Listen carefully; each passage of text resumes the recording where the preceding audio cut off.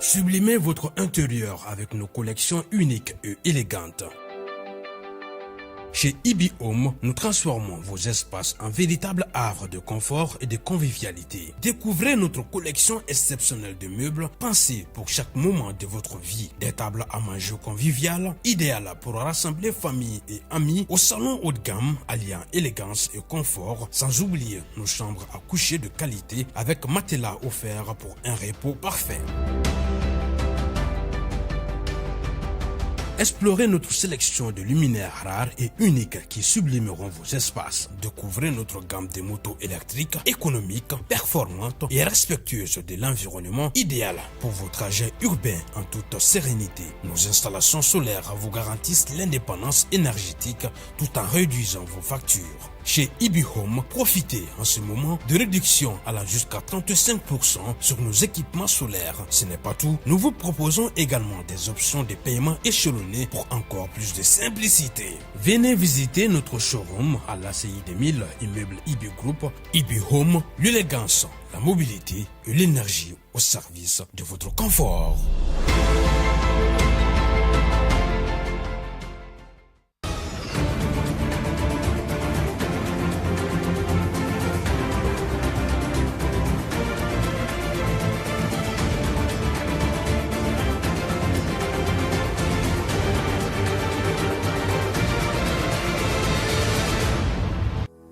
Kunnafondilaw ka kɛnɛ taku naaninan bena daminɛ sɔɔni o hukumu kɔnɔ u ka kalanbulon n'an b'a fɔ a ma ko école du salon ale bena degeli caaman kɛ ɲina fɛnɛ an bena ɲɛfɔlikaw y'o tɔ la sɔɔni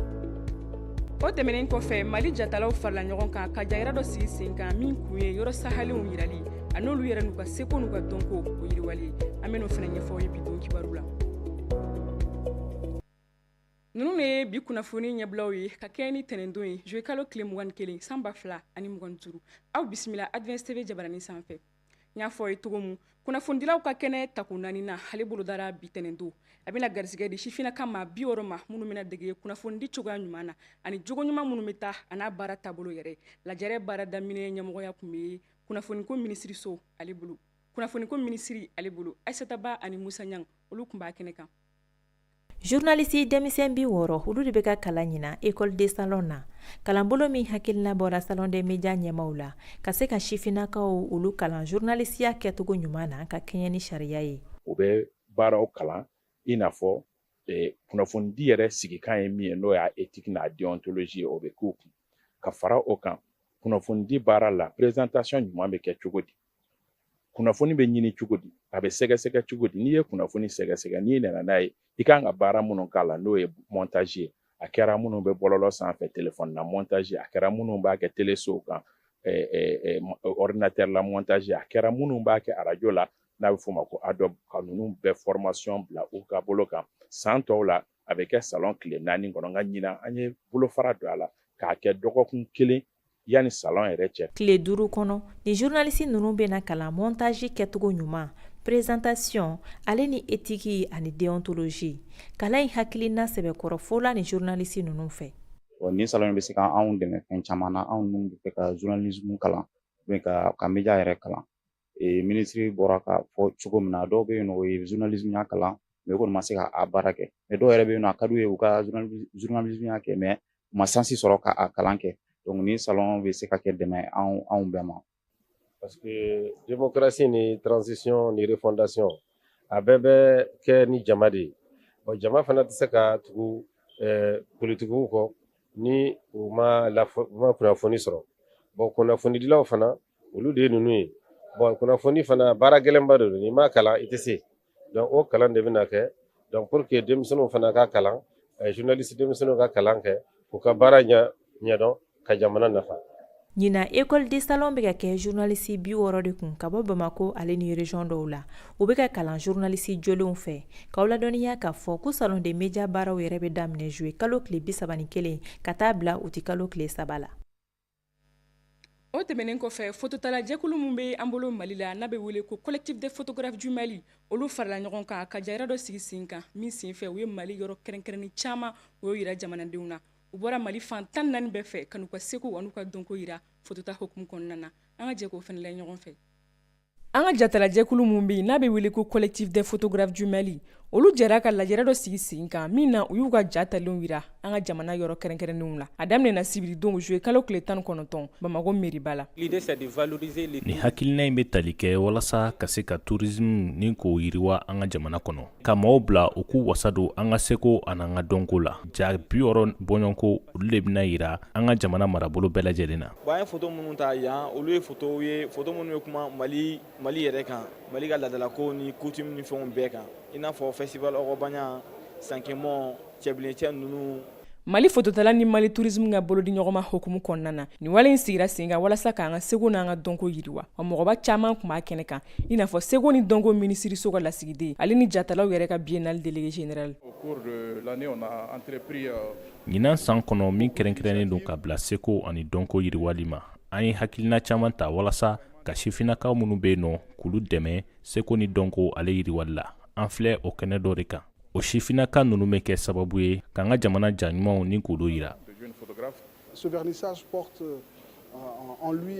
ne kɔni nisɔndiyalenba de don ka kɛ nin jayira in a kɛnɛ kan ka da kan a kɔrɔ bɛ fɛnba yira an ka jamana ma ani fɛnɛ sifinakaw u jɔyɔrɔ seko ni dɔnko yiriwali la. Foto kanubaga caman fɛnɛ kun b'a kɛnɛ kan yasa ka ni ja ninnu tabaga sinsin u ka wale kɔnɔna na. Ja ninnu bɛɛ jara ne t'a dɔn ne bɛ min yɛrɛ ta ka min to a bɛ Mali réalitéw yira mɔgɔw la a bɛ Mali image ɲɛnamaw yira mɔgɔw la mɔgɔw ka se k'a dɔn Mali ye min ye Mali histoire ni fɛnw mɔgɔw ka se k'u yɛrɛ retrouver photo ninnu kɔnɔna na quoi ne bɛ dugawu de k'u ye halisa Ala ka tagaɲɛ d'u ma halisa Ala k'u bolo mɛn u ka baara la. Je pense que la photo qui m'a le plus marqué c'est la photo. Ja dɔ b'a la n'o bɛ tali kɛ misiri min bɛ segukaw fɛ n'a tɔgɔ dalen don Bintu Bala o kɔni ja in a diyara ne ye kosɛbɛ hali n'o y'a sɔrɔ sojɔtogo kɔrɔlenw olu kɔni sera ka san caman kɛ ka sɔrɔ u ma tiɲɛ a ka kan an ka segin o kɔrɔlen ninnu ma min kɔni bɛ kɛ sababu ye fɛn min ye wagati yɛlɛma kɔrɔlɔw ye ni k'olu bali. Ni ye jayira dabole fo septembre kalo walasa jamanaden bɛɛ ka se ka jamana kɔnɔfɛnw lasɔrɔ hali n'u ma se ka se jamana yɔrɔ bɛɛ la. Mali jayirali foto tabagaw fɛ o hakilina ye walasa ka se ka bɛɛ hakili jigin jamana yɔrɔ sahalenw na an bɛɛ ka ɲɔgɔn sɔrɔ Bamako mairie la fo septembre kalo. Sibiridon je kalo tile 19 san 2025 kalan kɛra IBI groupe baarakɛlaw kunna lakana sira kan min bɛ tali kɛ Sibiridon juwe kalo tile 19 san 2025 kalan kɛra IBI groupe baarakɛlaw kunna min bɛ tali kɛ lakana sira kan tasuma kasara kunbɛcogo fɛɛrɛw kan laɲini ye IBI groupe baarakɛla bɛɛ ka se k'i yɛrɛ kisi k'i yɛrɛ tanga ni Ala ye latigɛ boli don min na an ka kunnafonidila Mamadu Jalo ale bɛ ɲɛfɔli kan y'o ko la. walasa ka se ka IBI groupe cakɛlaw ni ka kalanko k'u cogo min na u bɛ se ka wulikajɔw sabati ala man kisira ni kasara wulila don min na n'o bɛ tali kɛ tasuma mɛnɛw o n'a ɲɔgɔnna caman na ni kalan in a bɛ taa o sira fɛ. ni tasuma mɛnɛna IBI fɔlɔ yɔrɔ min ma fɔlɔ o ye yan de so kɔnɔna na quoi n'i nana ni ye kɔntaki fila ye pampu fila de bɛ baara la quoi pampu fitini fila pampu ye den wɔɔrɔ de kumaba 4 fitini fila o fitini fila de ye kɔntaki fila ta n'i nana n'i ye nin layɛlɛ tan kɔrɔ pampu kɛra a la quoi n'i ye arabɔli fila in ta sisan n'i y'o fɔ nin ye n'i y'a kɛ tan n'i y'a dayɛlɛ nin ye. IBI groupe kɔnɔna la baarakɛyɔrɔ fɛn fɛn bɛ yen ka maaw bɛɛ fara ɲɔgɔn kan ka se ka nin kalan in ɲɛf'u ye ani fɛnɛ ka yirali k'u la minɛnw na maa kan k'i ɲɛsin minnu ma ni kasara kun bɔra walasa ka se ka kunbɛn teliya la a kana kɛ ni tiɲɛni ye. Nin baara ninnu ye tali kɛ tasuma fagacogo fo ka taa se nin so belebeleba in yɛrɛ kɔnɔ yɔrɔ minnu kɛrɛnkɛrɛnnen don ka tasuma fagalanw bila olu kɔnɔ ni k'o yɔrɔw yira baarakɛlaw la. Bouteille de gaz ninnu n'a bɛ f'a ma ko extincteur i bɛ se k'o ta a n'a utiliser cogo parce que fɛn bɛɛ kɛcogo de b'a la quoi a si tɛ kɛ kunfɛ ko ye. An ye ni ɲɔgɔnna bɛ yɔrɔ o yɔrɔ ni a sɛbɛnnen don a kan ko bouche d'incendie a b'a bɛɛ la quoi donc ni en fonction tasuma bɛ niveau min na n'o y'a sɔrɔ i yɛrɛ b'a dɔn ko nin fitinin in bɛ se k'a faga donc i bɛ nin fɛn mais i bɛ fɛn dayɛlɛ dɛ a vanne bɛ dayɛlɛ vanne fila filɛ nin i b'olu dayɛlɛ ka nin kɛ maintenant n'i yɛrɛ y'a dɔn ko a fanga ka bon donc belebeleba dɔ bɛ yen n'o ye nin ye mais ni mɔgɔ kelen tɛ se nin kɔrɔ dɛ fo mɔgɔ 3 ou bien mɔgɔ 4 parce que fanga b'a la kojugu awɔ donc k'a minɛ a fana bɛ dayɛlɛn cogo kelen nin na quoi voilà donc tasuma fagalan fana bɛ yen o fana filɛ nin ye o ye tasuma n'a yɔrɔ ma n'a ka surun i la quoi donc i bɛ se k'i nin ta k'i jɔ distance dɔ la ka a faga. Nin kalan in a bɛna to senna don n'a nataw la walasa ka maa wɛrɛw ni k'olu ladɔnniya fɛɛrɛw la min bɛ tali kɛ lakana sabatiko ɲuman IBI groupe ale kɔnɔna la. Jamana kɔkanko kibaru hukumu kɔnɔna na an ka ɲɛmada Lasana Koni ale ka sɔrɔtaw fɛ. Bɛnkan min sɔrɔla gouvernement congolais ale ni rébellion du M23 maaw ni ɲɔgɔn cɛ ko ale kɛra nusɔndiya ye nka nin waati na ko bɛɛ lajɛlen kan ka i janto i yɛrɛ la ka sababu kɛ bɛnkan in ko ale kɛlen don ka laɲini min kɛ o de ye ka kariɲɔgɔnyaw dabila ni marifan ye ale ni ka mugujugu kɛrenw olu bɛɛ dabila fɔɔ ka taa se laɲini min bɛ kɛ ka se ka jamana yɔrɔ dɔw minɛ ka kɛ i yɛrɛ ta ye. Indonésie jamana ka baton dɔ tasuma wulila ale la kɛra sababu ye maa 3 bɔnɛna ani na maa 500 bɔɲɔngo olu sera ka kisi k'aw ladɔnniya k'a fɔ baton in yɛrɛ ni o ye KM Barcelona 5 ye ko ka kɛɲɛ ni tile senkun waati ye dimanche goni wulila baton in na baton in kun b'a la ka bɔ Manado ka i kunda province Sulawesi du Nord kan k'aw ladɔnniya k'a fɔ Agence nationale de sauvetage o kɔni y'a yira k'a fɔ ko baton in kɔnɔ jama ko olu kɔni ye min sɔrɔ kɔnɔ ko ye maa 568 ye.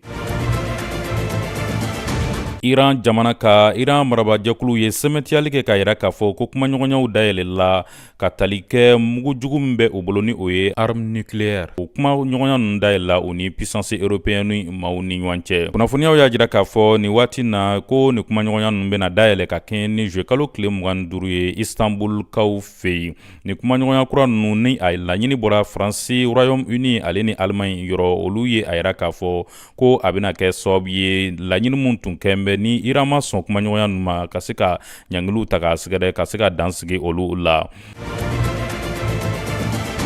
Kenya jamana ka bunadamadenya hakɛ kɔkɔrɔdon jamakulu olu kɛlen don ka u ka nisɔngoya yira ka kɛɲɛ ni Boniface Wangi ale ka minɛli ye. Boniface Wangi ale activiste ye Kenya jamana ka ko ale kɔni nɔ minɛna u taara minɛ fɔ a ka denbaya la ni o ye Comte de Machakos ye a yira k'a fɔ ka kɛɲɛ ni juin kalo tile 25 ye san 2025 Boniface Wangi ale nɔ minɛna ka sababu kɛ ko maa kɔni don ko ale ka wulikajɔw kɔnɔna na min ye mugujugutigiw ye ka taa se kulu maramafɛntigiw ma ko olu kɔni ye dankari jamana na a ka wulikajɔ senfɛ a jirala k'a fɔ fɛnɛ ko a bɛ wulikajɔ mun na ko olu dɔw dabɔlen don ka se ka gɛlɛya wɛrɛw lase jamana ma. Ami bi kunnafoni kuncɛ ni nin kumakan laban ninnu ye aw ni ce aw ka kulomajɔ la an b'a fɔ la ko aw kan bɛn don wɛrɛ.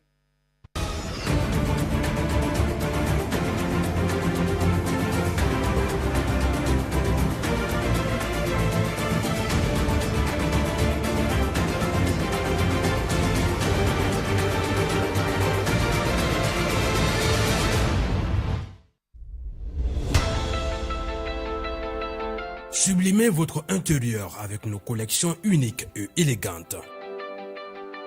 Chez IBI Home, nous transformons vos espaces en véritables havres de confort et de convivialité. Découvrez notre collection exceptionnelle de meubles pensés pour chaque moment de votre vie. Des tables à manger conviviales, idéales pour rassembler famille et amis, au salon haut de gamme, alliant élégance et confort, sans oublier nos chambres à coucher de qualité avec matelas offerts pour un repos parfait.